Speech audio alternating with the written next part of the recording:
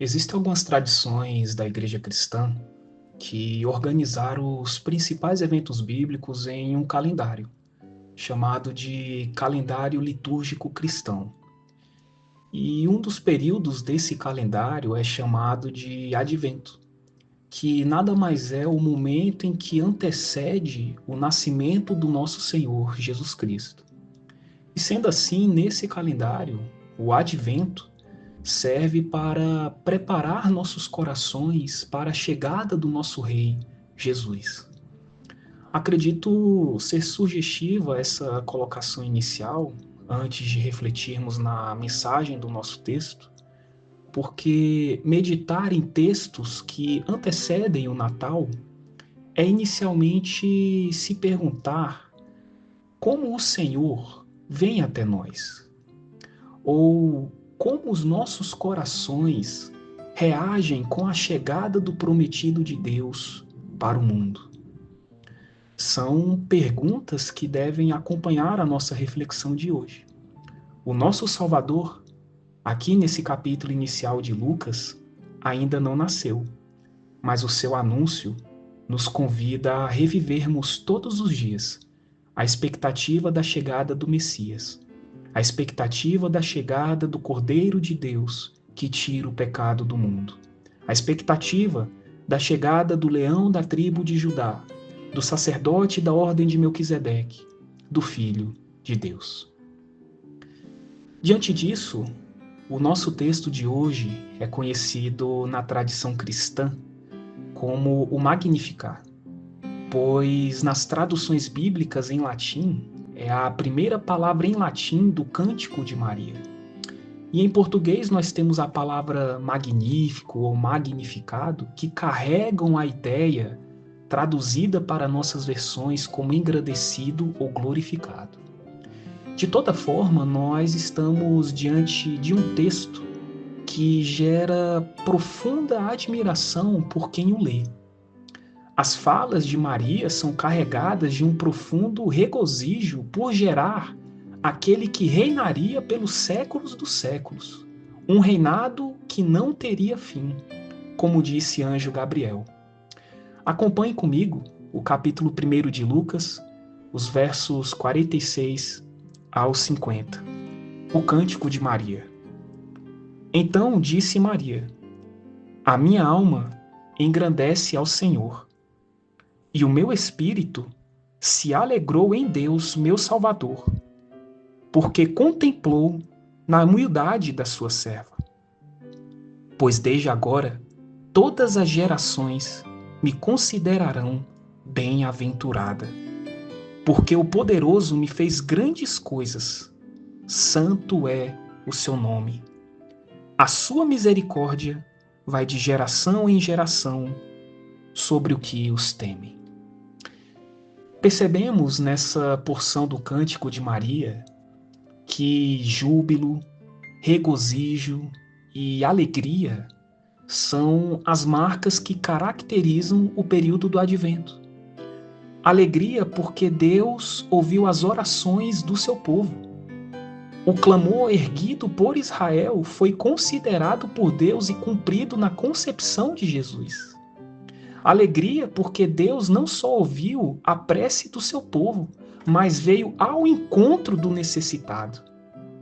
É o cântico de uma mãe não só agradecida por gerar um filho, mas também a declaração de uma serva de Deus admirada com a santidade de seu Senhor. E seguindo o cântico de Maria, o júbilo por esse momento não se restringe ao fato de ocorrer o nascimento daquele que foi prometido por Deus como Messias. Mas esse Messias é o Deus tremendamente santo que desce à terra para se tornar humano. E a partir dessa humanidade, trazer salvação para o seu povo que estava rendido ao poder das trevas. É um Deus que veio ao encontro do necessitado. Um Deus que veio ao encontro daqueles que têm fome e sede de justiça. Daqueles que clamam por misericórdia na terra. Esse é o segundo tom que marca o Cântico de Maria, nos versos 51 a 53. Acompanhe comigo.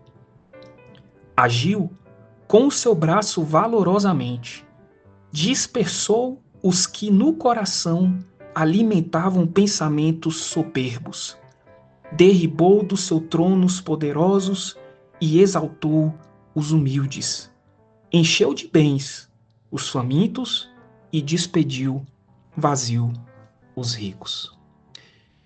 E por fim, esse cântico é cheio de alegria, não somente pelo nascimento de Jesus, não somente pela libertação do seu povo da condenação do pecado, mas porque a encarnação é a prova final da fidelidade de Deus.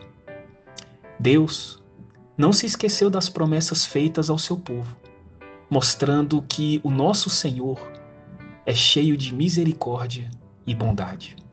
Esse é o terceiro tom que marca o Magnificar de Maria, nos versos 54 a 55. Amparou a Israel, seu servo, a fim de lembrar-se da sua misericórdia a favor de Abraão e de sua descendência para sempre, como prometera aos nossos pais. E o término do cântico diz no verso 56, Maria permaneceu cerca de 3 meses com Isabel e voltou para casa. Como conclusão do nosso devocional, quero trazer 2 aplicações práticas para as nossas vidas. Disse inicialmente que uma das principais reflexões que deve nos acompanhar no tempo do Advento é a pergunta: como nossos corações reagem com a chegada do prometido de Deus para o mundo? Somos convidados hoje a pensar se a mesma alegria manifestada por Maria, se é uma alegria que nos pertence. A notícia da chegada de Jesus nos causa medo ou alegria? A notícia da chegada de Jesus nos traz esperança, calma, paz ou desespero e preocupação? Será que nós temos essa boa ansiedade de dizer, ora vem, Senhor Jesus? Ou nós ficamos com medo porque ainda existem coisas nas nossas vidas que precisam de ajustes e não estamos tão certos de entregá-las para o novo Rei? Quando nós pensamos na vinda de um novo Rei, o domínio sobre a realidade é regido por uma outra ordem. E esse Rei que irá nascer exigirá do seu povo fidelidade ao seu senhorio. Contudo, mesmo para aqueles que estão do lado ruim, do lado de que a notícia do nascimento de Cristo não é algo tão alegre, há ainda possibilidade de alegria. Esse chamado do Advento é para lembrar que ainda a boa nova pode ser boa nova para mim e para você. Ainda há tempo para ajustar as coisas. Ainda há tempo para perceber as coisas que precisam ser ajustadas. Ainda há tempo para tornar isso uma boa notícia em nosso coração. Somos chamados a viver esse momento de expectativa, mas também de preparação. Ainda há tempo para nos arrependermos. Ainda há tempo de receber a boa notícia de que Cristo vem como algo alegre para os nossos corações. Essa é a primeira aplicação.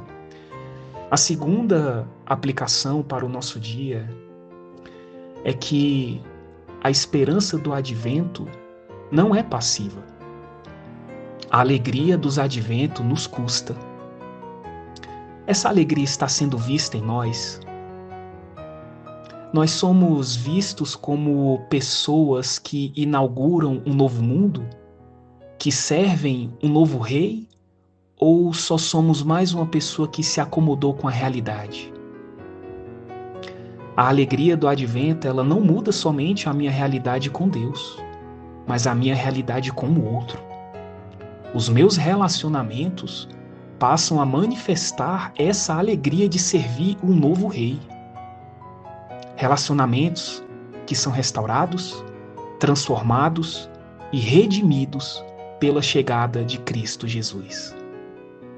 Pense se essa alegria e esperança pela vinda do Messias são demonstradas nos momentos infernais das nossas vidas ou do mundo.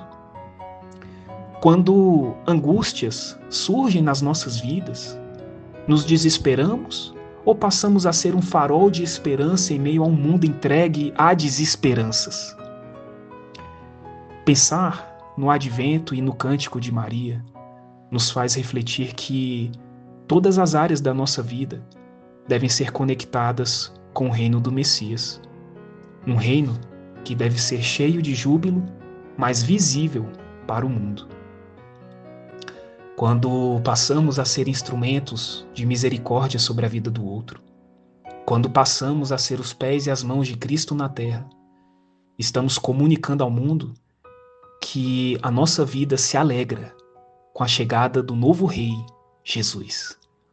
Porque Ele mudou não só o curso do mundo, mas principalmente as nossas histórias. Amém. Que Deus abençoe a todos.